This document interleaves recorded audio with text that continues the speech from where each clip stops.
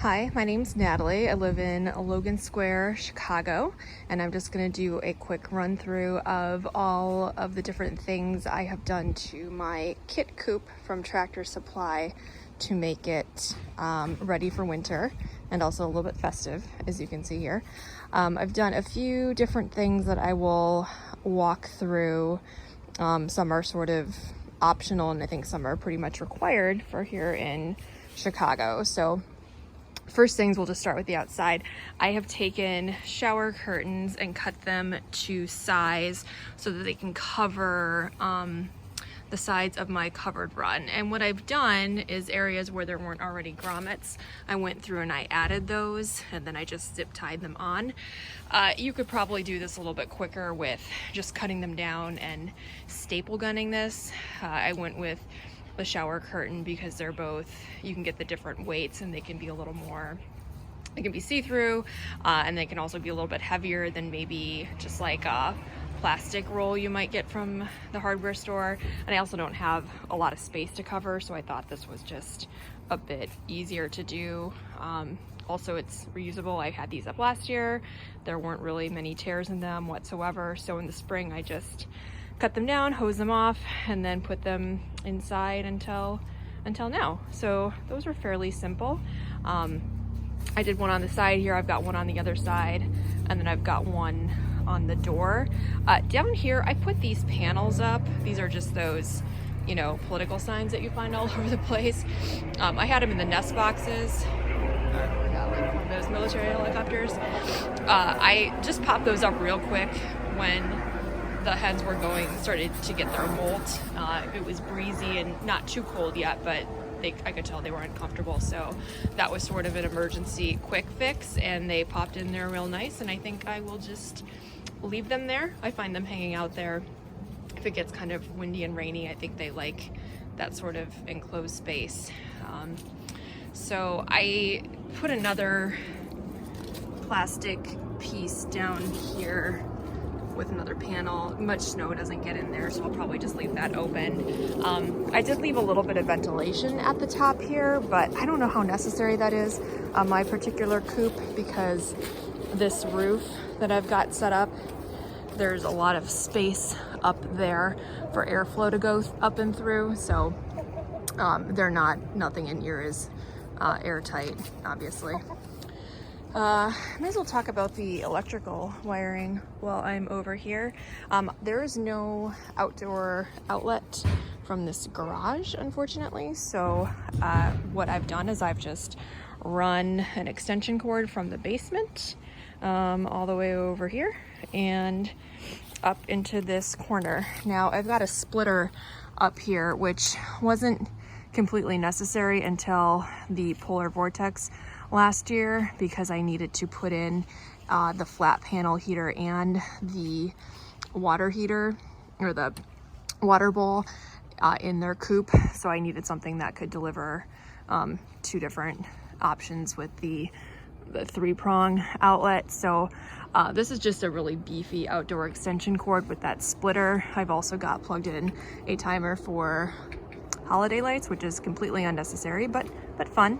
And then I've got a shorter little extension cord going through. I poked cut a little hole on the top of this roof, and it is going down here into the run. So it's a lot easier for me to plug their bowl in, and it's just gonna sit down here. Right now I've got their water on some bricks, but I'll replace that tonight with the bowl, and I'll show you those in a second. So this was just kind of my hack for getting electricity into the coop. And as you can see, I've got all the wires and everything tucked underneath this roof. So while they are all outside and this is all rated for outdoor use, it's pretty much out of the way.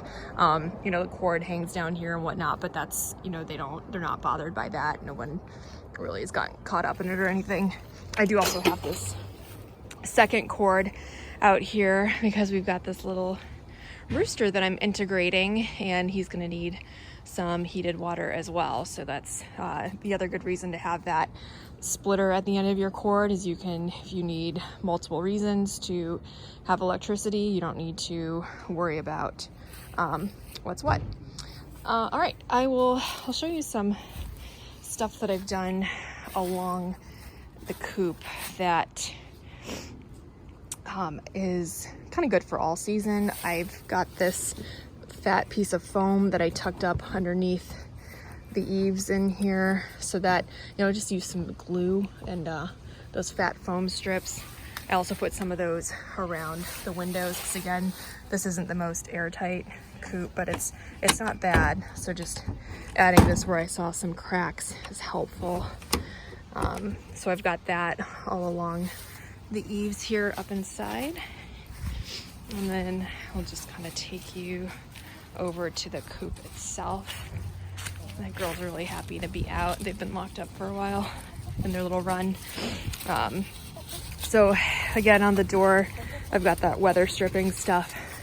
And then what I've done is I got some of this insulating Mylar bubble wrap stuff. And this was pretty easy to work with, in all honesty. And I sort of did this last minute during the polar vortex last year, like right before it came. I was out here in a snowstorm and wind, just like stapling this up like a crazy lady. But it can actually really easy to reuse, and a staple gun makes quick work of it.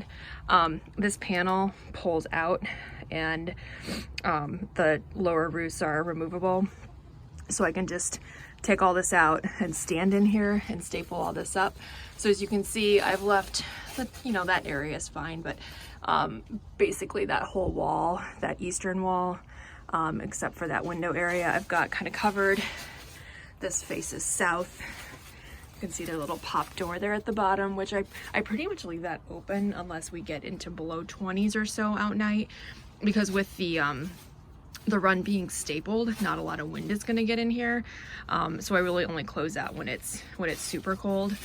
And then again, I've got the door all covered, and then I put this piece down along this wall, and it kind of overhangs, so this crack is nice and tidy. And this wall faces east, so it's the one that I'm a little more concerned with when we get those winds coming in. Yeah, so that's their coop. I really like the way I've set this up because they can stay out here all day, and it's safe.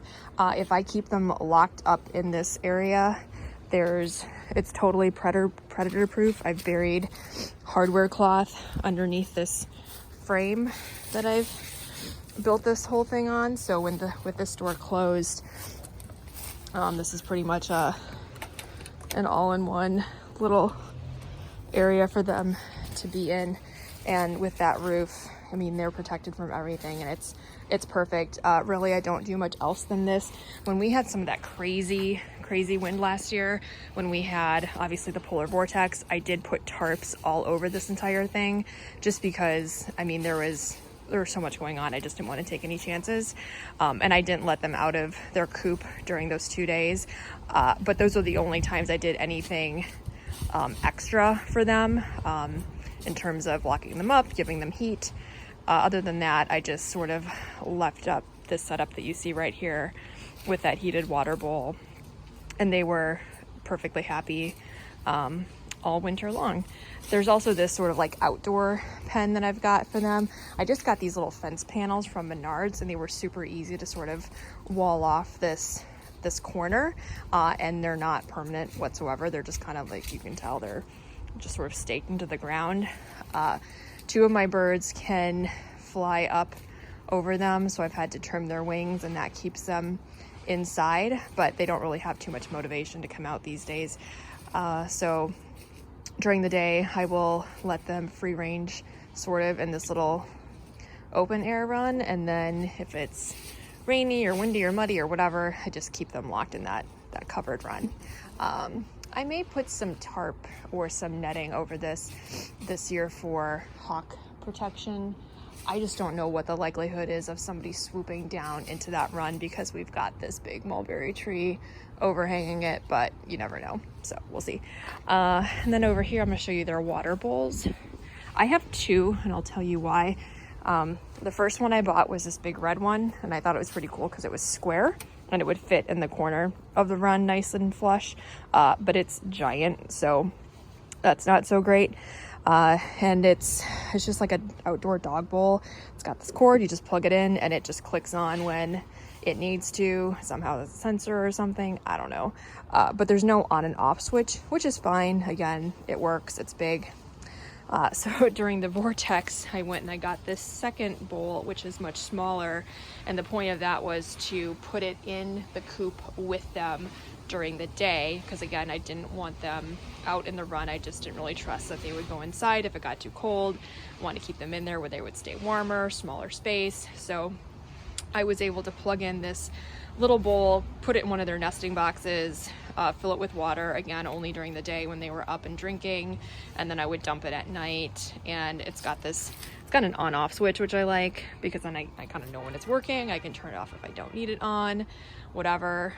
So I'll probably continue to use that one with them in the run this year, just because it's just smaller and it's less waste. They don't go through it all during the day, it doesn't evaporate. If I just refill this every morning, I use a watering can, just fill it up in the shower, come out here, dump it in if I need to, dump anything gross out, wipe it out with a cloth every couple days. So it's pretty easy to maintain. I honestly don't like do a deep clean of it, except maybe like once a week when I'm cleaning everything out. But this little bowl is gonna be over here for Gaston tomorrow, so he's kind of getting acquainted with the flock before he gets integrated with him. So he will be utilizing the smaller pink bowl, and I will plug in the bigger red bowl for the hens tonight. So I'll plug those in, get them set up tonight, so then in the morning tomorrow when it's all gross out, all I need to do is fill them up with water and they will be good to go. So that is my video. I think I've covered everything for winterization. If you've got any questions, let me know and I will be happy to help out. Thanks.